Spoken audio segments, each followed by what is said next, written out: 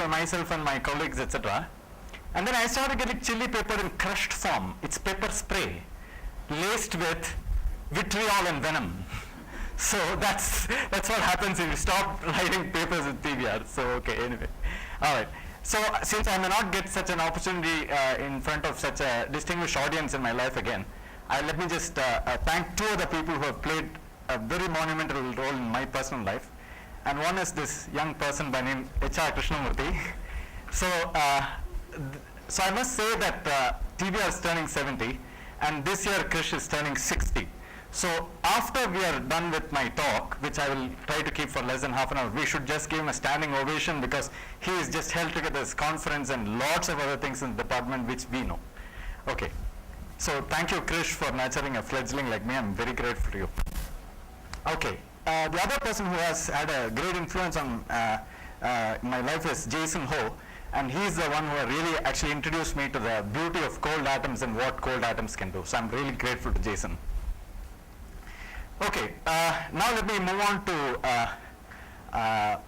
the acknowledgements of the funding. So I've been very generously funded by Department of Science and Technology and Department of Atomic Energy.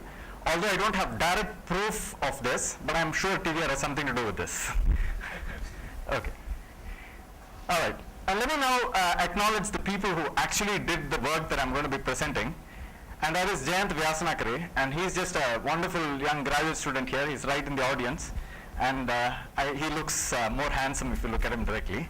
And okay, there is Sudeep Kumar Ghosh, who is sitting next to him. And then there are other people who make it worth coming to the office every day, and there is these three other gentlemen here, Yogeshwar and Amal and Nabyendu. Okay, so let me quickly give you what I'm going to be doing for the next half hour. I'm going to shed my nervousness by talking a little bit about some issues of condensed matter physics. I'll continue doing that by talking about cold atoms.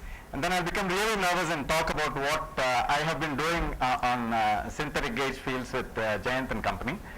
And the work has been put, these are the two main papers, and these are sort of follow-up papers. Shortly after we put this paper, a couple of three other groups also put results that are similar to ours. This particular one is a departure from what we are doing, but after this there have been so many papers that I've not been able to keep track of it, and so if I'm not acknowledging some people, please forgive me. All the acknowledgements that I'm going to make in the talk are only based on what we have actually referred. Okay, and then I'll conclude by giving some advertisement of activities in our group. Okay, so some key questions to condensed matter physics. This is for someone, a green person like me, it's like a wish list. So we know this phase diagram, okay, and we know the problems associated with it. So the question I'm going to ask is, why don't we have room temperature superconductors? And so it's actually a question to condensed matter physicists asked by, say, society. And so what I would like to sort of do is see if I can make some small contribution in some way to see whether we can make one. And this is a question inspired by Bhaskaran, actually. Okay, so quantum Hall effects. So these are also very beautiful things. And you have these 5 half states, etc., which has some very novel excitations. And let's see. Question is, I'm just putting this up just to show that can we build a quantum computer? So if you do either of these, we'll be very rich, whoever does that, and the universe will change, right? Because you will not be able to go to a coffee shop and use your credit card because encryption, etc., will go for 6. Okay. So what are the common difficulties? Well, there are lots of difficulties. Obtaining and preparing samples. There are many extraneous factors. So I was very excitedly talking to Zaid Hassan, who was left. Why can't you just see the n+1/2 quantum Hall state on the surface of a topological insulator? It is a nice Dirac Konov. So he was telling me about, my question was in the sense of like, why don't you use periodic boundary conditions in the sample? I mean, basically it boiled down to that.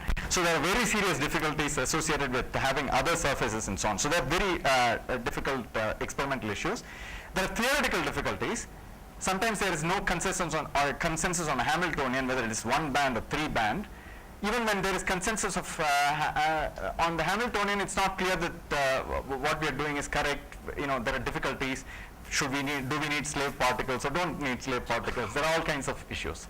So what we want really is a system for which we know precisely what the Hamiltonian is. We specify the Hamiltonian and we want to build a system that has the possibility. So enter cold atoms. So let me just flash a couple of transparencies to say what cold atoms do. Well, we built a system or a Hamiltonian, a realization of a Hamiltonian with either bosonic or fermionic atoms.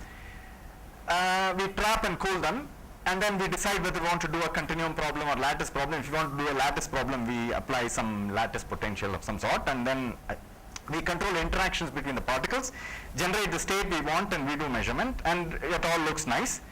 And it does look nice in this fantastic success of cold atom physics, which is what I'm showing here. So this is the Bose-phase diagram or the Bose-Hubbard model, which we have seen so many times in this meeting.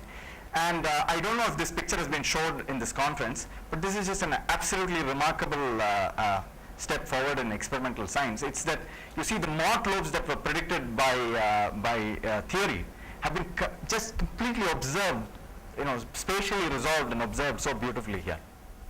Okay. All right. So there are roadblocks in this game. The first problem, the first sort of serious problem, is the problem of cooling down to temperatures where we can actually see some quantum effects like antiferromagnetism, etc., that comes from some super exchange scale of some sort. Then there is a trap because we are doing it in a finite system. The question is it a boon or is it a bane? So if you want to study a phase diagram, this is a boon, because if you don't make the trap too steep or things like that, you can actually map the phase diagram because locally it's a copy of the system at different chemical potentials.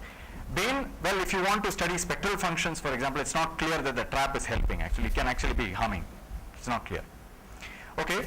Then there's the issue of measurement and inference. So I think Shankar just mentioned this. It was a very nice example. You can get a quantum Hall state, but how do you know you've got one? So then one needs to work on that. And then if you want to, in the way that we usually do condensed matter physics, is that we have a system and we apply some field, we apply temperature gradients, whatnot, and then we calculate some response. So there are difficulties with that because atoms are neutral, you cannot talk to them so easily. You have to make them feel things in some way. And that is where the synthetic gauge fields enter. Now when I heard first the word synthetic gauge field, I thought, okay, that's good. There are a lot of theorists looking for things to do. So that changed actually when I went to a conference in Beijing which Jason etc. had organized. And why do we need synthetic gauge fields? There are many phases of matter which show very nice quantum phases of matter which appear in magnetic fields, such as the fractional quantum Hall effect. We can generate very nice topological defects in things like superfluids etc. by applying magnetic fields. We can get topological insulators. Topological insulators time reversal invariant, but they have some sort of internal magnetic field in the Brillouin zone which actually gives them some non-trivial Chern number, which actually is like a magnetic field, and I will show you that we can actually generate those things. Okay. So simulation of such things with cold atoms, well, you could try rotation. What you could do is just use the idea that if I have a system rotating, then you have this thing called the Coriolis force, and the Coriolis force, if omega is the angle frequency of rotation, looks like a magnetic field. So you can actually try and tune the rotation to get the magnetic field. But this is difficult because there is also centrifugal forces, and then the trapping potential can compete with that, and system can become unstable and so on. So it is possible, but difficult. Okay, so then we need synthetic gauge fields. So what are synthetic gauge fields? Synthetic gauge fields, the idea is the following. We apply time-varying electromagnetic fields light that couple to the internal degrees of freedom of the atoms. These internal degrees of freedom I'm talking about are hyperfine states. Okay? And so the low energy sector of the resulting Hamiltonian, which I'll make more precise as I go along, if the particles moves in that manifold, in the low energy manifold, its center of mass motion picks up a gauge potential. Okay? So that's the idea. So before I show you the theory behind what this is, let me show you that it has been actually realized so that I can get more people to be attentive. Because when I heard it for the first time, I thought it was all, but when I saw the experiment, it was just remarkable. Okay, so the idea is the following. So let me just explain the idea in some way. So I have a block like this, and this is my kx. This is the momentum space, and this is my sample direction y. Now suppose I can engineer a band structure in such a way that if I'm at this particular value of y, my kx is minimum at some say kx naught, which depends on y. And imagine if I move to this value of y, I'm at some other value of a kx naught, y prime, say this is y prime. If I can engineer something like this, and if I can engineer this k naught of y as a linear function of y, I'm done. I have a Landau gauge realized for me. So that is done beautifully by using the detuning of two levels, the Zeeman splitting of two levels, and the Raman coupling between this, and that's what is done here. But the content of that is what I've just shown here, and you can generate a U1 gauge field out of this. So this is a beautiful piece of experiment coming from Ian Spielman's group. So that is the U1 gauge field. How do we know that it is there? Well, I start with a Bose condensate. I then apply a magnetic field. And by saying magnetic field, I'm talking about this gradient of the Zeeman field actually. And here a vortex pops in. And what I can do is I can keep tuning the magnetic field in such a way that one by one the vortices pop in. So it's really a U1 gauge field without any externally applied magnetic field on a system of neutral atoms. So it's how do I change the sign of the charge? Can they change sign? You can, in the sense that you change the sign of A, change the sign of the gradient. So then that problem will look as if it's a problem with that opposite magnetic field. They can do, yes. Okay, so what about non-abelian gauge fields? So U1, so now non-abelian gauge fields, in fact the ideas for those have been proposed. There are many proposals. I have just put up a few of them.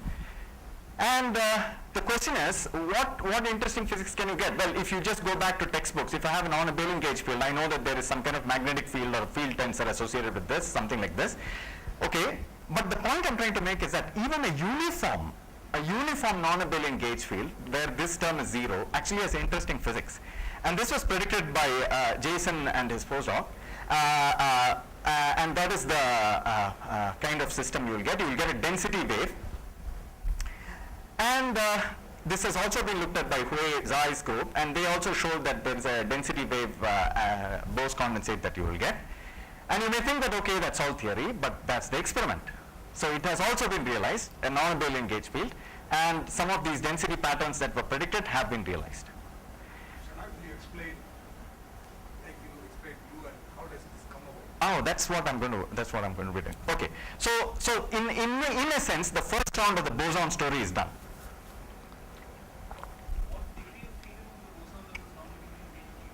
I will show that. I will show that explicitly. Okay, so the question is, what about fermions? And before I discuss fermions, I'm going to discuss how we generate non-abelian gauge fields. Okay, so here's the scheme that is put out by Dalibard and co-workers. It is an illustration. I am not going to get into the technical details of it. What I'm showing is actually not completely correct, but it will capture the idea. Okay, so the idea is the following. You take an atom with n plus 1 states, which are labeled in the following way. State 0, 1, 2, 3, n. That's how it's labeled. That's why it's an n pod. It looks like an n pod. Tripod n pod, right? Okay. So what I do is I look at what is, if I Rabi couple these by some frequencies like this, what is the effective system I get? I get a system like this, where you can show this is simple matrix algebra, where I'll get m set of degenerate states, they're so-called dark states. I'll get a bright state, which unfortunately I drew with the black line, okay? And then I'll get a red state, which is a low-lying state. So what I'm going to do is, I'm going to focus on this sector, okay? Now, how do I, so I have, at a given point, I have a set of degenerate levels. Now you can imagine that's like m components of some SUM object, if you like. Okay, so what I have is a Hilbert space spanned by these guys. Let's look at what I can do with the Hilbert space at this point in space and at that point in space, which is here. I start at the origin, so there is a Hilbert space here. And at another point in space, I can have this same kind of Hilbert space, but since the Rabi frequencies can have spatial modulation because they couple to light, that Hilbert space will be actually unitarily related to this Hilbert space by some unitary transformation like this. So what I have is a set of degenerate states here and a degenerate state some other point in space which are unitarily related. That's what I have. Okay, now let's do some mathematics. So this space spanned by these guys is a unitary transformation belonging to that group acting on this space. Okay, now I know that any unitary operator is exponential of some Hermitian I times that. So I write this as A times R. R is my vector, and this is what I'm talking about. I'm just cheating a little bit. It will not always be like that, but it can be quite well approximated like that. So what is this A?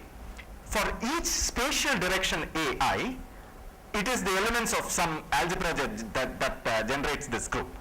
Okay, and AI now I can expand in terms of a spatial index and an index which labels the generators of the group, and these things are the gauge fields. Okay, and now Wilczek and Z, way back very shortly after Berry came up with this idea of connection, etc., actually generalized their idea to the non-abelian system. And what this does is, if the particle is now moving in the space, so the particle has n components now. If the particle is moving in this manifold, as it moves, its positional degree of freedom or momentum will actually get modified. So this is a mechanical momentum will get modified from the canonical momentum minus the gauge field. So this is what happens. So this is how gauge fields are generated. So this scheme is very interesting, and nature finds it interesting. I mean nature London, but not Mother Nature, because science also, yeah, because there is this state, and any residual interactions in your system will immediately bring it down here and will destroy this. So the game now is actually to move away from this kind of n-pod configuration and to go into some other kind of configuration where my low energy degenerate manifold at different points in space is actually the low energy manifold. Yes. Yeah. They're all quasi-energies, right? Because They are quasi-energies, absolutely. there should be some condition about frequency very much. Absolutely, right. Correct, absolutely. I can discuss with you that, so there is an adiabaticity point. Yeah, absolutely. So you should, this momentum scale should be much smaller than some internal scale there. Absolutely. Yeah, so these are flow case states actually. Right. Yeah.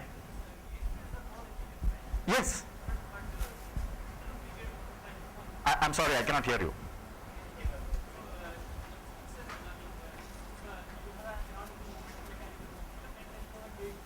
Yeah.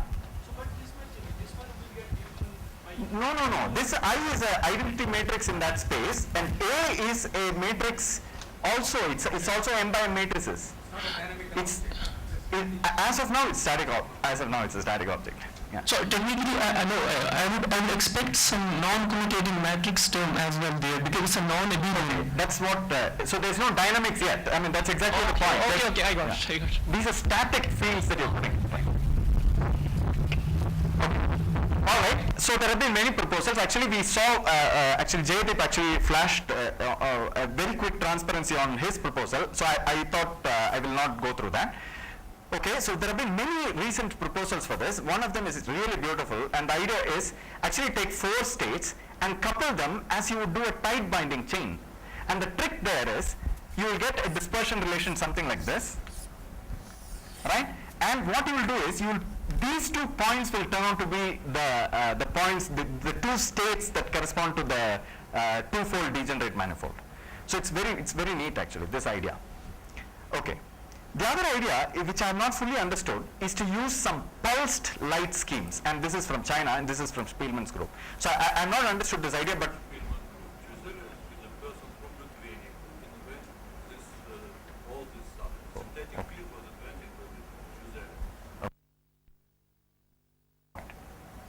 okay.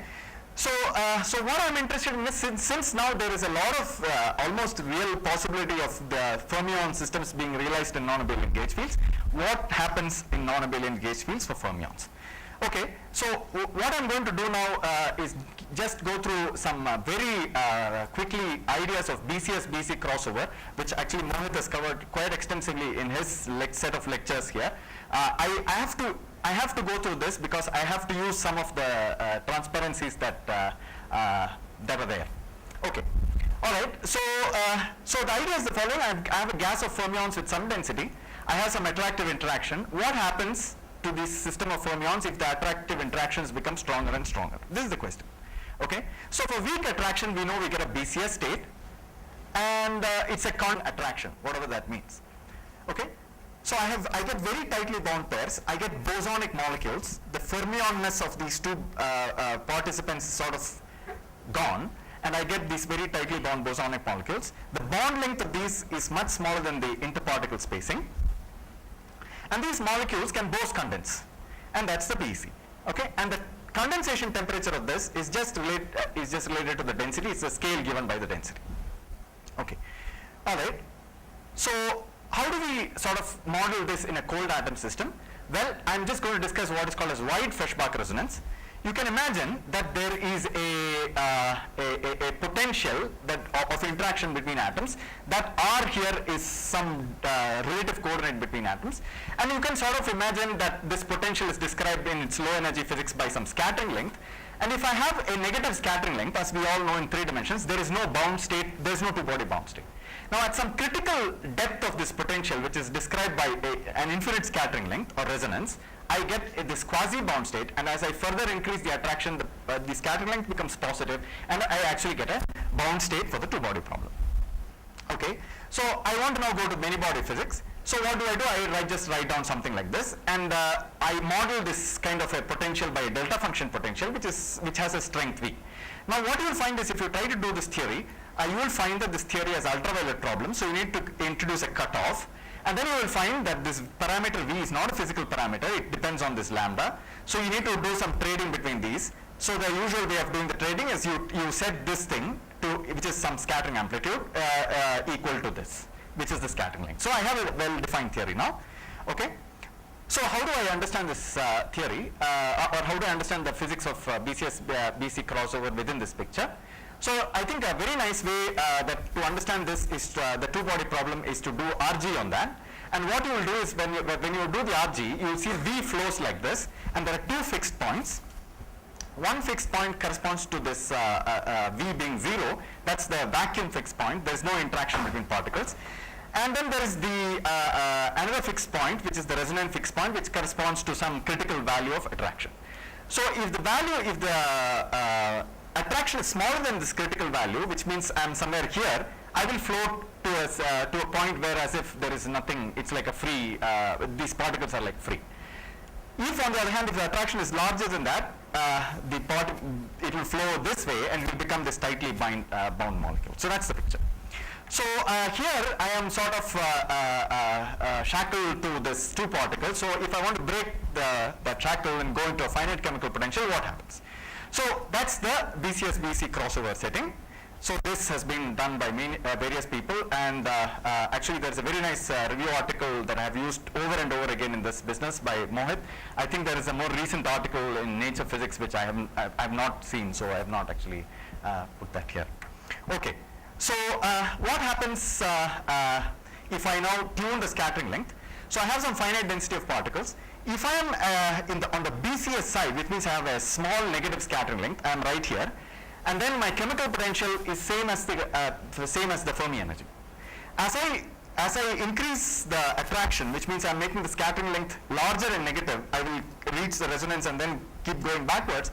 You will see that the scattering length actually approaches the energy of the two-body bound state, which I had discussed in the last transparency. So that's what happens, and this is the that is the form that I'm going to take.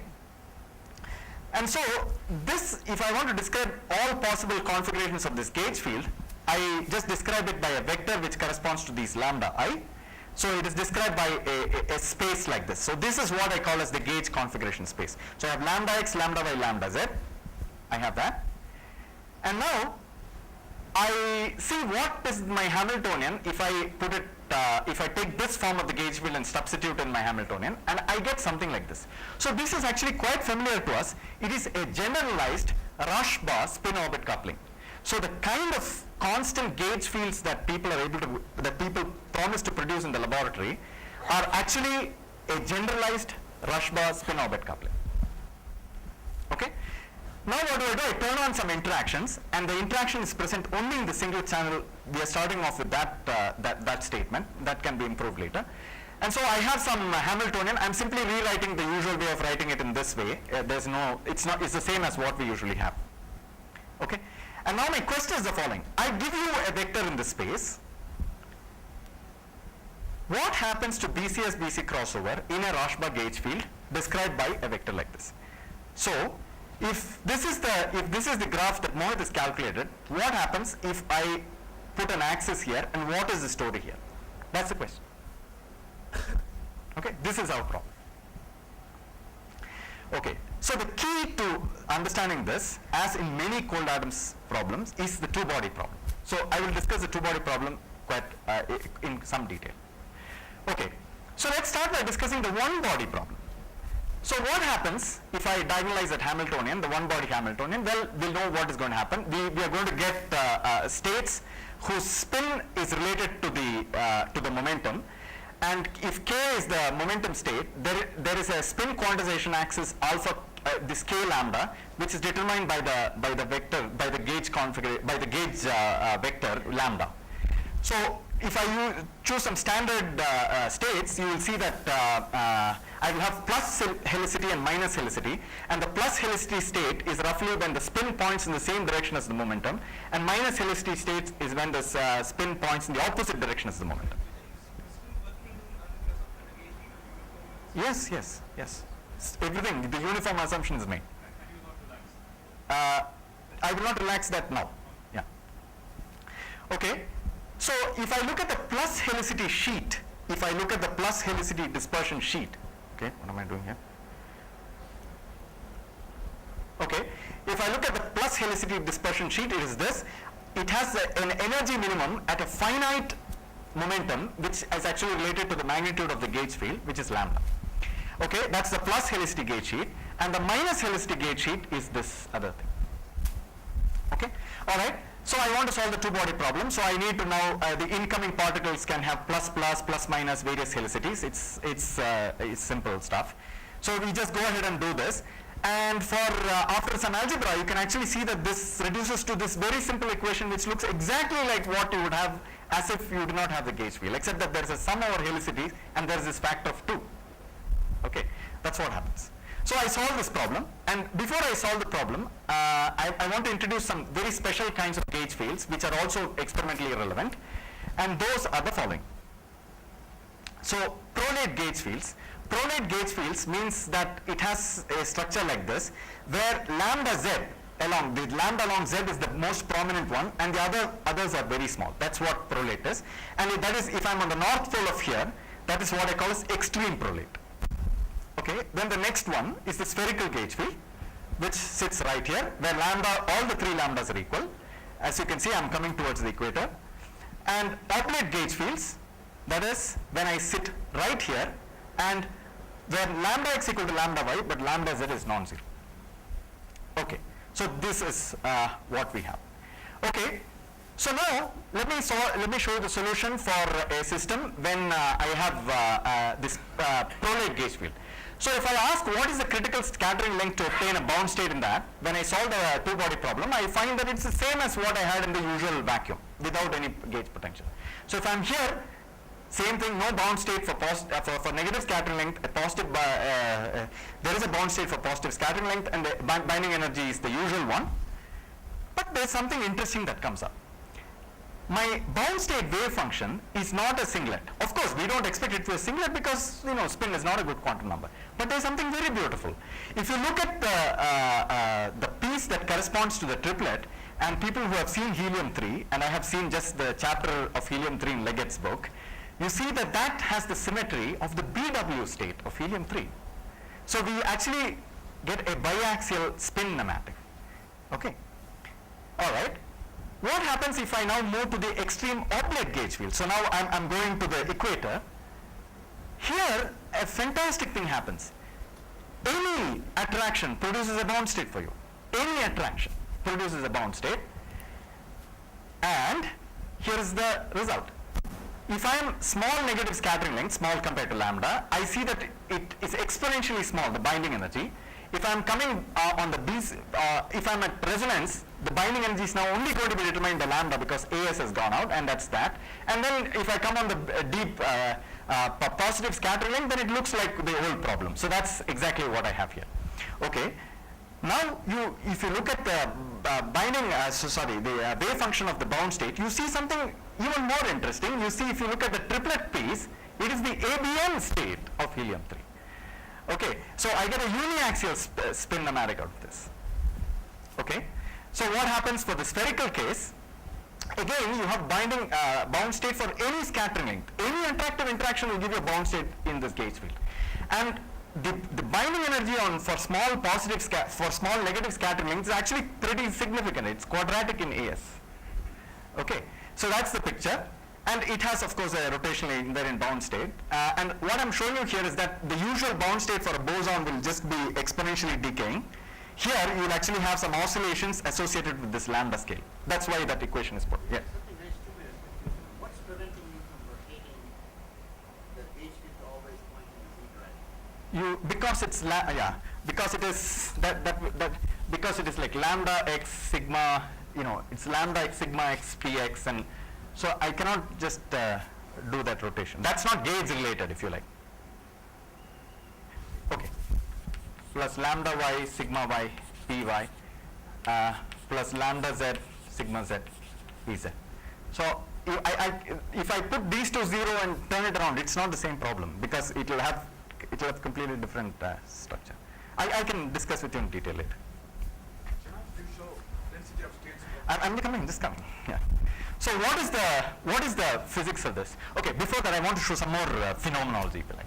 Okay, what happens if I go in the lambda space? I start along here and I come down all the way to EO. So you see, there's something very interesting. Sorry, this has not come out very well. Each of the wave functions that you get has a triplet content. There is a singlet piece and a triplet piece, and you see that all of them have non-trivial triplet piece. And in fact, those triplet pieces are characteristic. If I take the resonance value, there are some characteristic triplet pieces in each of these wave functions. Okay, and the most important point I want to make is, I can actually smoothly go from the ABM state to the BW state simply by going along this direction. So I can go from a completely uniaxial nematic starting from here to a biaxial nematic by going like that. So it's a smooth way to go from one end to the other. And the signs of these things, the lambda, if I change the signs, Okay, so yes, so the signs, the physics will not change, but the spin structure can be slightly different. Okay, so what happens if I have a generic gauge coupling? Well, so if I have a generic gauge coupling, so that's described by some lambda, so there is a critical scattering length for it, and as long as it is anywhere on this surface which I'm plotting here, it is negative. So the point here is that if I have any kind of gauge field like this, my critical scattering length that is required to produce a bound state is always negative, except if you are at this EP point. It's always negative. That means I just need it. So these gauge fields are attractive interaction magnifiers, if you like. They magnify any kind of attractive interaction in the system. Okay. So what's the origin of the physics? Well, the simplest thing to do is to do some RG. So you look at the dimension of this lambda, and you will see that it is relevant at both these points. So you are not surprised. So if I have any lambda, it will flow out of there. That's good. But I have learned from TBR that one shouldn't be happy with these kind of things. One should go back and understand what that means. So we did do that. So if I look at the singular density of states, you see I'm plotting here for all three cases. If I look at the EP case, the singular density of states simply goes as square root of E, the usual way. If I look at EO density of state, it is constant, and at the ultraviolet, nobody knows anything about the gauge field. It's just square root of E again, right? And if I look at the spherical gauge field, it is 1 over square root E. Okay, and this is the picture. So what we did was, if this is the case, then we should be able to get this entire result by some other model. And what is that model? So we constructed a model like this. So what I do is the following. I just construct by hand a density of states which looks like this. I just introduce a scale in the problem which is E naught, which is related to this lambda square. That's my energy scale. And above E naught, above E naught, it goes as some square root E. That's what I'm doing here. That's the usual thing. And below E naught, what I do is I connect it up to a power law of E. That's what I mean by e to the power gamma. And then I just solve the two-body problem with this density of states. And I get this very nice analytical result, which is that the critical scattering length for that is exactly this. So if gamma is negative, I will always have a negative scattering length. Right? And it all works out and matches very nicely with what we have here. So that's the physics. The physics is that it promotes singlet density of states in the infrared, and that's why you get the thing. Yeah. Density of states seem to go from 3 to 2 to 1 dimension. So is there any manifestation of that in the sense of wave functions and within the bulk? Do you see some two dimensionality around that? Well, very much so, very much so. Right. So yes. Okay, we can discuss that, because the form of the wave functions will look anisotropic in one way and so on. Is that what are you talking about a bound state wave function? Condensate does it develop? We'll discuss the condensate. No.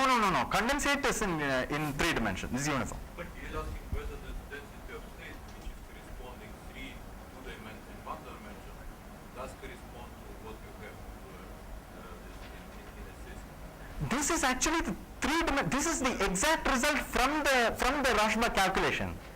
This is the density of states of my one. The system somehow becomes 1 No. It is moving in all 3 dimensions. It has enough. Okay, so how does that happen? Okay, let me explain. I'll explain that.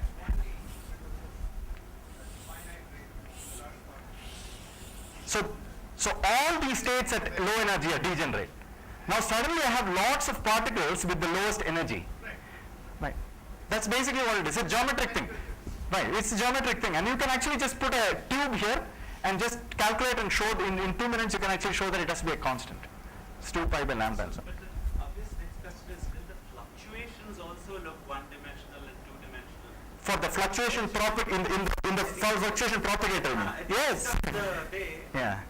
because if those fluctuations in the pairing field also look low-dimensional, they may be detrimental to it. They may be detrimental. So superfluid density, something happens. Okay. Yeah. I don't have those results, Moy. They're just being prepared. Okay. Yeah. Okay. So high symmetry. So the main message here is the following: high symmetry GFC strongly modify the infrared density of states due to large degeneracies. This is exactly what was being mentioned, and promotes bound state formation. And this is the sense in which the Rashba is a relevant operator. Okay. So spin structure is to minimize kinetic energy now. That's it. Okay. All right. So now I have finite density of fermions. I have solved the two-body problem. I'm going to start with finite density of fermions. So the first thing to do is to switch off the interaction and just do non-interacting fermions and see what you get. Yeah. It's only in the singlet channel. Because spin is not a good quantum number. Right? Because if I want a singlet now, I have to talk to the triplet channel, because my good quantum numbers or if I take a 2-particle state, the 2-particle state will be described by some center of mass momentum, some relative momentum, and some helicities. These are the 2-particle eigenstates of the free problem. So if I want to get a singlet out of this, I have to mix various helicity states, and that will give me a triplet piece as well. No, it's not a pure triplet. That's why the word extended was used. That's why the word extended was used. That's okay. Can I proceed? Yeah. There is always, that's why this extended ABM, yeah. That's correct. And that's the triplet content, you see. So we also looked at the triplet content. So you see, there are characteristic values. Those are the triplet contents. Why don't you speak about pairing of time inversion state? It's the same thing. This Rashba term, it does not violate time inversion. It does not violate time reversal You symmetry. can just not speak about this singlet triplet, but I'm speaking about... Oh, absolutely. Yeah. Yes. Thank you. Yeah. I can talk about time row space. Thank you. Yeah. Actually, these helicity things are actually time reverse things. Okay. So let me just proceed now. So let me start with discussing the system at finite densities. I should speed up because I'm okay. So I start with a system with a density which is proportional to kf cube. That's just the definition of kf. Take your time. But there's high T. Okay. All right. We may get Oh, it's coming, it's coming, it's coming, high TC is coming, okay, it's promise, okay. Alright, so chemical potential changes when I apply gauge field. So what do I have? I start with the filled Fermi C. There are actually two copies of the Fermi C, one for the upspins and one for downspins. Now I turn on lambda, and I'm doing this for the SGFC. So the first thing that will happen for the non-interacting problem at the finite density is that chemical potential will fall. Okay, it will do this.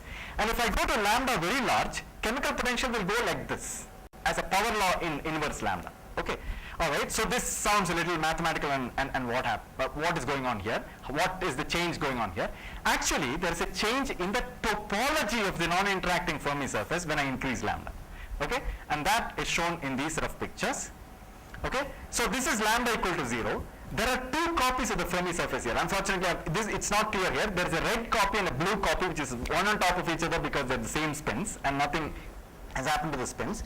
And when I'm at this lambda less than lambda t, which I will tell you what it is in a minute, I have a Fermi surface which is this blue color, which is of the plus helicity. The helicity, the set of all particles whose spin is pointing in the same direction is momentum. They are all occupying this inside of that. It's called the lemon of the torus or something like that. Okay, no, that's called the apple of the torus. And this other, the other red piece is the states, the occupied states that are of the minus helicity. And as I increase the lambda, you will see that at a particular lambda, the entire minus helicity fellows go out, and you just get only the plus helicity, and you get a torus. And if you go lambda greater than lambda t, you will see that it's just one torus, and there are only particles of plus helicity. So we have never come across torus Fermi surface in standard. Right here. Okay. So, okay, sorry. Okay. So I don't think anybody has shown a movie here, right? In this conference yet? Okay. So the final show, okay, so you can see what happens. So as I am increasing lambda, the plus helicity sheet is shrinking and the other helicity sheet is the minus helicity sheet is shrinking and the other helicity sheet is coming back. And it's going up and coming back, that's why it is doing that. Okay. Alright, so that's what actually happens. Okay, Control L. Okay, so alright. So there is a topology of the change at some particular critical value of lambda, and that's lambda t, and you can actually show that that's essentially kf. Kf determined by density. It's some number very close to kf. Okay, and for lambda greater than lambda t, there is only occupied states of the plus helicity. Okay, all right. Now I'm going to turn on interactions. Okay, so in the absence of the gauge field, for small negative scattering length, I have this thing much smaller than 1. What is my ground state? It's a BCS superfluid. Now I turn on interactions and I ask what happens.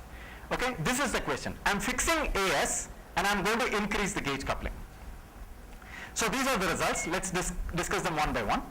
What I'm plotting on the x-axis is lambda, and let's look at this graph. This green curve here is the non-interacting chemical potential which I had shown you. It starts off as being 1 minus lambda square, and then it goes as some power law of lambda at large lambda. That's what it is. Now you see something very nice. This is the chemical potential calculated from some mean field theory. You see that it tracks that red line all the way until lambda t, at which it essentially switches to the energy of the two-body bound state. So there is a BCS-BEC crossover taking place from this simple, BCS state of this using that torus Fermi surface to a condensate of these particles that I discussed before, and that is signaled here. And you can see delta does more or less what it does. And here is another proof of that. Okay, and let me just go through one by one. For that is what I just discussed. Okay, and for lambda greater, you see the pair wave function. One can of course calculate the overlap of the two-body wave function and the pair wave function, etc. that we get. That we can do, and we get it to be 1. But I'm showing you something more interesting, which is the triplet content. You see that the pair wave function triplet content goes exactly to the triplet content of the two-body bound state. So this I believe is a proof that there is a crossover to this BEC state of these tightly bound pairs. Okay, so the main message is that a gauge field, if you look at the scattering length here, it is 10 to the minus, minus 1 by 4 It's an extremely, this will give an extremely small TC, for example, in the lambda equal to 0. You see that if I take the system and apply a gauge field, I see that I can engender a BCS-BC crossover at a fixed attraction. Okay, this is the message. Okay, so now you can ask me a question, what kind of BEC do I have? Okay, so crossover occurs in this regime. What is the nature of the BEC state for lambda much greater than lambda t? So this is more or less asking what happens on the other end for the positive scattering length end of the usual problem. Okay, now you see something quite remarkable. What I'm showing you here are graphs of the chemical potential and the triplet content, which are sort of the signatures of the BCS-BC crossover for various different scattering lengths. As I increase lambda, what I see is that all of them, all of these guys go to the value for which AS is equal to infinity. So whatever scattering length you start off with, it will end up with the value of chemical potential and triplet content corresponding to the two-body problem with infinite scattering length. So there is a unique boson that's developing the system, and we call that boson a Rushbond. Why a Rushbond? Because its properties are described only by the Rushbach gauge field as long as the scattering length is non-zero. Scattering length doesn't enter the picture. There is no scattering length in the problem. Okay. So Rushbonds are bound bosonic state of two fermions at resonance scattering length in presence of the gauge field. Okay. So the gauge field induces a crossover from a BCS-like state to a Rushbond BEC state. Okay, that's what is the message. Okay. All right. Okay, what are Rushbonds? Okay. So I've convinced you now that once I go to large lambda, I don't need to worry about KF. It's just the two-body problem. So let's go back to the two-body problem and analyze what happens when I increase lambda and AS and so on. So let me fix AS and increase lambda. Now, if I can set up the problem in such a way that the right side has no dimensions. Everything has been scaled out and measured in units of lambda square. And the problem now reduces to this non-dimensional number, which is determined by lambda AS. So now, if I send lambda to infinity, what I'm doing is I'm sending the left-hand side to 0. Okay? But lambda going to infinity and lambda AS going to infinity are equivalent, which means this state that I will get will be same as the state I get by fixing lambda and sending AS to infinity. And therefore, the state that I get is independent of AS. It's independent of AS means it's the same state that I get with AS equal to infinity. Is this like unitary gas? It's not unitary gas in the usual sense at all. No. There is a scale. The unitary gas has no scale. This has the scale of lambda square. There is always a remanent lambda square scale. This problem has a scale. Right?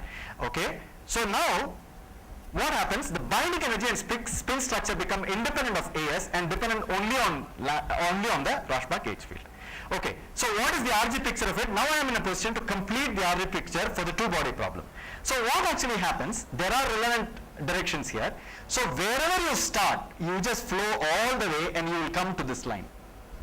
Right? And here's the proof of that from the numerics. You start with any scattering length, you flow to the problem where AS is equal to infinity. So I hope that I've convinced you that you have Rushbonds, and as you increase lambda, you will condense them into some Rushbond state. That's the statement. Okay. So now I want to study the properties of this Rushbond BC. Okay. So to do that, the first shot would be study the properties of Rushbonds. So what are Rushbonds? Well, Rushbonds are these anisotropic bosons now. Anisotropic because they have nematic spin structure. Okay. So this is my attempt at making a Rushbond gas. What I did was I collected a bunch of rice and took a photograph and then stuck it up here. Okay. All right. Okay. So now what I'm showing you here is I'm showing you lambda L are the components along this direction, and lambda R is the component along that direction. So by tuning the ratio of these guys, keeping the magnitude of this fixed, I'm simply starting from here and going all the way up there. Okay, so now you see they're anisotropic. Their motion this way has a different mass than motion this way. So you can see that if I plot the mass in plane, you see that it is 2.4 and it goes all the way down and becomes 2 and so on. So then at the spherical point, of course, all the masses are equal because the problem is spherical symmetry. And that's the triplet content that we have. Okay, So now why am I showing you this? Because the TC of the rush bond BEC is actually determined by the property of rush bonds. So now I am in a position to complete the phase diagram. Okay, this is the first shot of the phase diagram. Things have not been completely worked out, but it is a first shot of the phase diagram.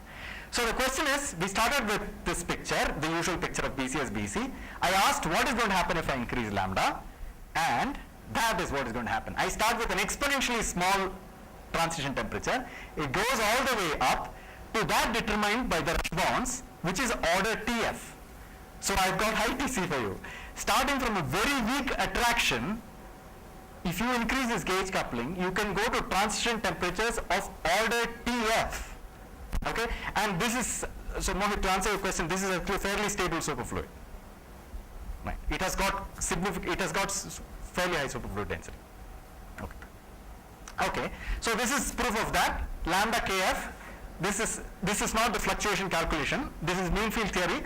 There is a mean field theory calculation and the two-body calculation, and I don't expect this to come down by a factor of 10, maybe a factor of 0.8 or something. It will not come down much. Okay, so the main message is the non-abelian gauge field enhances the exponentially small transition temperatures by orders of magnitude. Starting from 10 power minus 3, you go to order 1. Okay, for a weak attraction. Okay, all right. And there is one more beautiful piece of physics, which of course I've already talked about. When lambda is much greater than Kf, you see that the physics is independent of As. So if I look at the T equal to 0 phase diagram, which is this white region here, the entire region is a rush bond BEC independent of As. It is just determining the lambda hat, the direction in the gauge configuration. It's a completely, this entire is a rush bond BEC. It doesn't matter where you start off with, you will reach the same rush bond BEC. That's the message. Okay? See, the secret of your dimensional transformation seems to be that if you look at the dispersion as a function of k, it must be significantly changing at small k, from k square to... No. That's not the secret at all.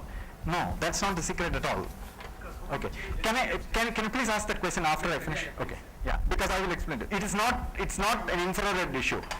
There is a scale that comes into the problem, and at that scale there is huge amount of degeneracy, which is, yeah. So this stuff happens at finite k, not at 0 k. But yeah, I am measuring density of states from the band bottom. So the band bottom is at finite k, not at 0 k. I will explain, yeah. Okay, so what about rush bond dispersion?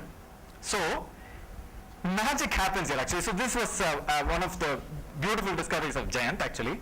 So what he showed was, he did this calculation. He plotted the rush bond dispersion as a function of Q. And you see something fantastic happens here. This is the green line is the rush bond. So when you reach some critical value of Q, there is no bound state. So if I go to a finite Q, there is no bound state. The bound state breaks up. In fact, we can turn the question around, and Jayant did this, and what I'm showing you here is, this is Q, and I can ask at what scattering length do I get a bound state for that Q? And you see that if I exceed Q greater than some value, I need a positive scattering length. So this is quite remarkable. So there is all kinds of stuff going on here. There is no rush bond at large center of mass momenta, and the gauge field, which is promoting bound state formation at low Qs, is actually acting exactly the opposite way. It inhibits bound state formation.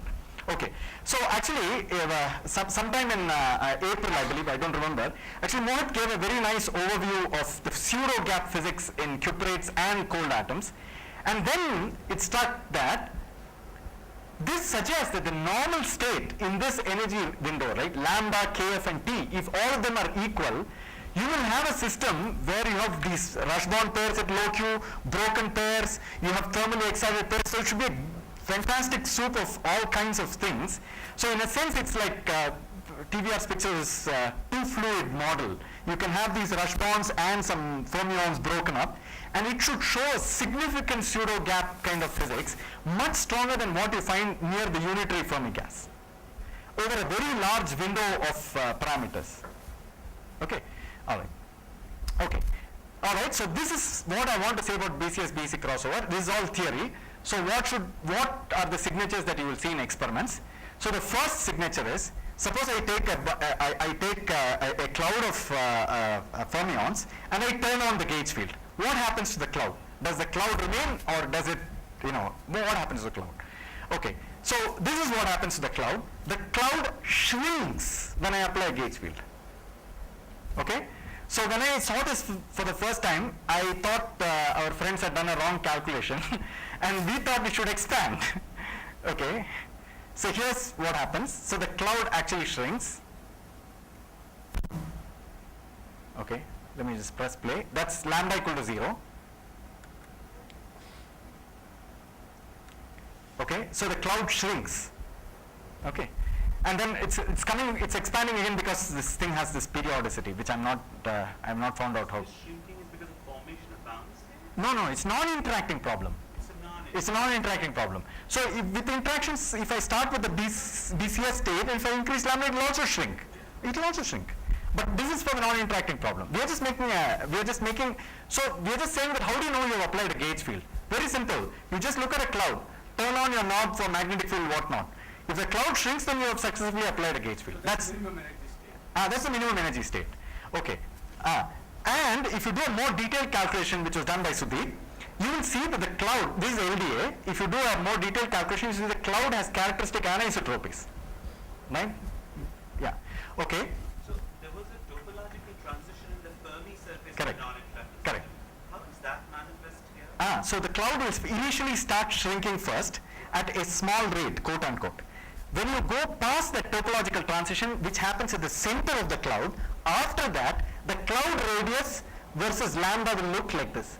It will look like a characteristic power law depending on which gauge field it is. So if I have a spherical gauge field, this will go as 1 by square root of lambda. If it is EO gauge field, it goes to 1 by 1/4 of lambda, and so on. So there is a Doesn't follow momentum space and become a torus. That's what okay. I can see that the high T is waiting for someone. Okay. All right. So that's the experimental signature. Okay. I want to close this discussion with one more sort of thing that I think is actually very useful. Okay. By the way, why does this happen? Actually, this happens for an extremely simple reason. The simple reason is the following. Pressure is actually velocity square in some crude way, right? Because it's the occupied velocity square. Now, velocity is actually momentum minus lambda. So you see, when I have a gauge field, I have a lot of particles occupying this state with p equal to lambda at various places. So my average velocity in the system actually comes down. So basically, what is happening is atoms are not pressing my walls as strongly as I want. That's all. I mean, it's as simple as that actually. And if you see this, you can actually get all the scaling laws in just few minutes. Okay. Okay. All right. So now I want to say something which I think can be very useful in cold atoms. This is the realization of interesting condensed matter Hamiltonians with non-abelian gauge fields and an additional potential. You have this non-abelian gauge field and you have an additional potential. Okay. All right. So what I do is I start with a spherical gauge field and I put, say, a harmonic trapping potential. So what do I have? I have something like this, right? I have this. This is my kinetic energy, and this fellow is my trapping potential. If I look at the trapping potential in momentum space, it looks like that. Okay? All right. Now I have helicity. So I have two scales in the problem. One is this lambda, which is corresponding to my gauge coupling, which gives the plus helicity a partial preference over a minus helicity. And then I have omega naught square. Now these two don't commute, unfortunately. Okay. So what will I do? There will be some competition. So helicity is no longer a good quantum number. But if lambda square is much greater than omega naught, then I can move adiabatically in the manifold of plus helicity. So I can just stick to the plus helicity manifold and do an adiabatic approximation and work out what is the Hamiltonian there. And when you do that, you see this very beautiful Hamiltonian, which I think Shankar will, Ganapati might see, and Shankar. This is the quantum Hall Hamiltonian. This is exactly, I have a monopole at the center, and this is, it's because of the following reason. You see, I'm moving in momentum space. So when I'm moving in momentum space, I'm changing the internal spin degree of freedom. And so when I go around the sphere, I will actually get there's a Chern flux right at the center, and I actually get a Chern number, some finite Chern number, which gives me a magnetic monopole. So here is a way to actually generate a spherical geometry quantum Hall state in momentum space, right? So the variable here is momentum space. And look at this very nice thing.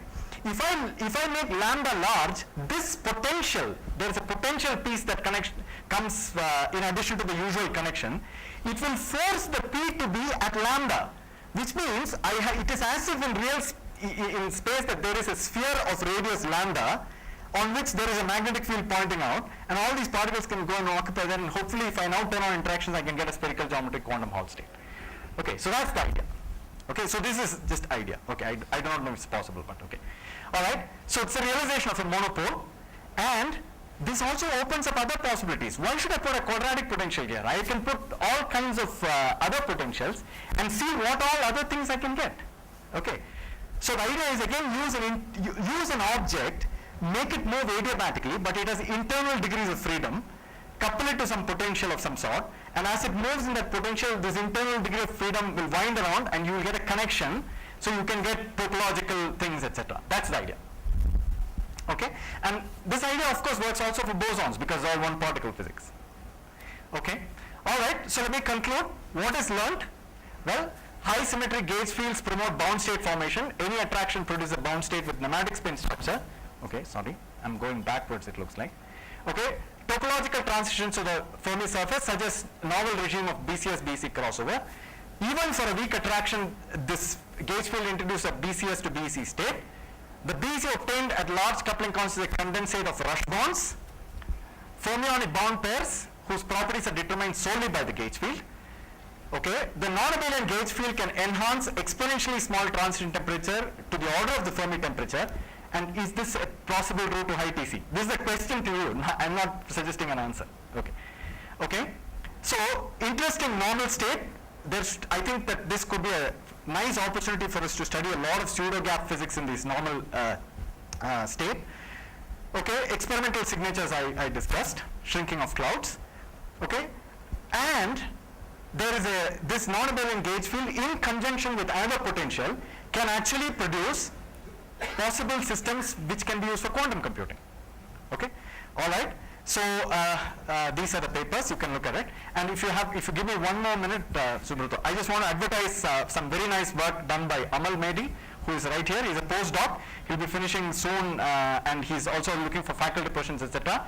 Something that we put on CONMAT a couple of days back. So this is work done with Krish.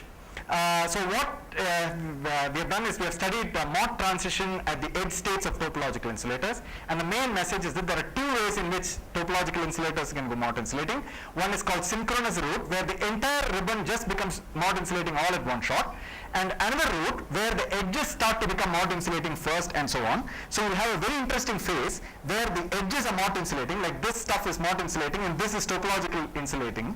And what you'll have is you'll have edge states at the boundary of the Mott phase and the topological insulating phase. Mott phase is trivial. It has no topology. It's all just Wannier functions, right? And this phase is non-trivial, and you can then engineer edge states in the bulk. That's the idea. Okay, so that's what it is, and let me, you can look at it in this archive if you like. Okay, and let me just put up this thing and conclude there. Thank you.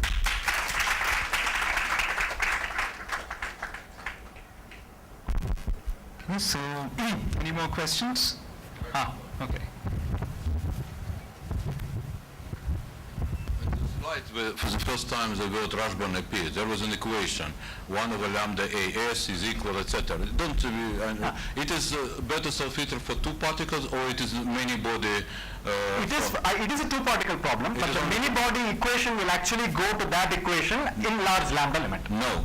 It will not go, because then in this case, in addition to all what we are doing, you need to renormalize your just self-energy, and this kind of thing will dramatically spoil this equation. I see. And solutions will be not what you expect if you will just take only this equation. I see. For So- two particle, when it is beta salpeter, it is like that. But when you solve many body in the limit of strong coupling, it is just much more. My coupling is weak. My Yeah, but coupling you effectively come to something like you get your answer for PC or whatever strong coupling.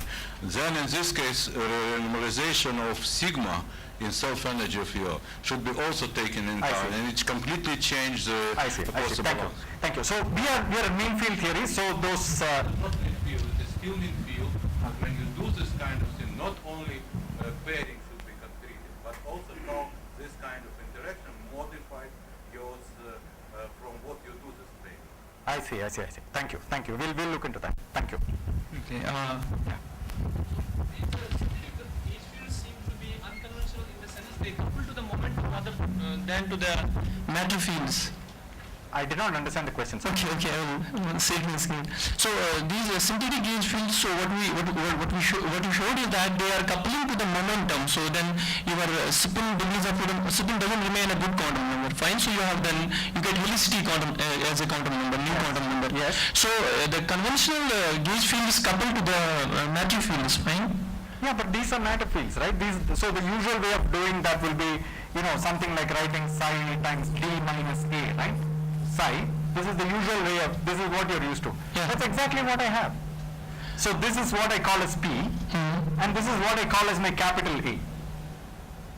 It's exactly the same thing. But I don't think they really couple to the momentum because in that case you don't have helicity energy. I mean helicity doesn't come there. They are coupling to the momentum. So we have What do you mean by their? What do you mean by their so coupling? when I say this match field, I say usually they will couple to the charge degree of freedom or maybe other. So the charge degree of freedom is nominally 1. Okay. Right, that charge degree of freedom is absorbed in the definition of lambda. Okay. So the picture is exactly the same thing except what Bhaskar pointed out, that this guy has no dynamics of its own. Okay. Okay, thanks. That's all.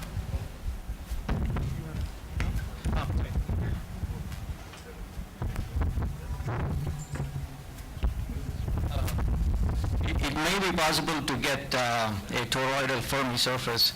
In helium-3, there is a phenomenon called zero sound, which is a non-spherical distortion of the Fermi surface. And in practice, the amount of distortion is very small that you can get in a laboratory, but you're a theorist, so I guess you can do anything you want.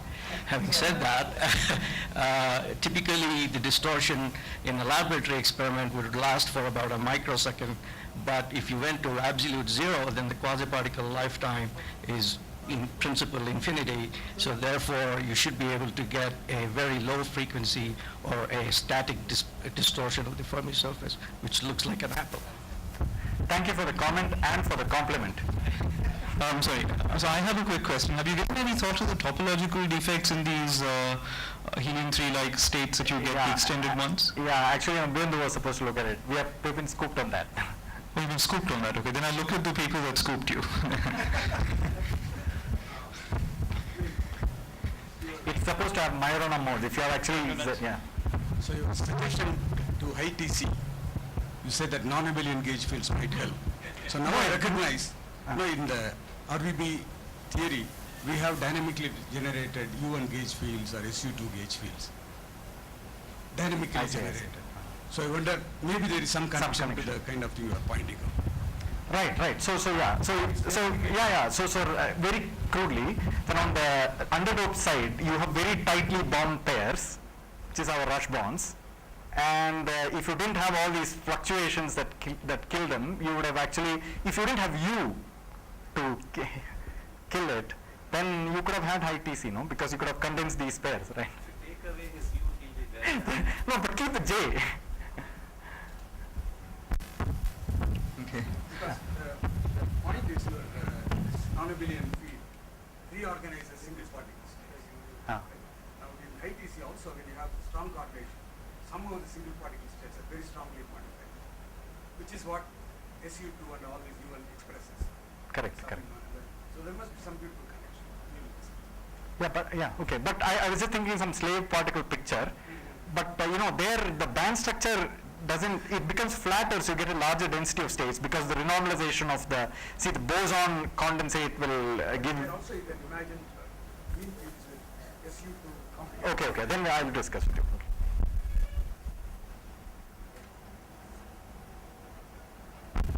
So, if there are no other questions, I just want to make a comment. So before we discuss, we should definitely thank Krish and absolutely, it's just been amazing to have him as a chairman.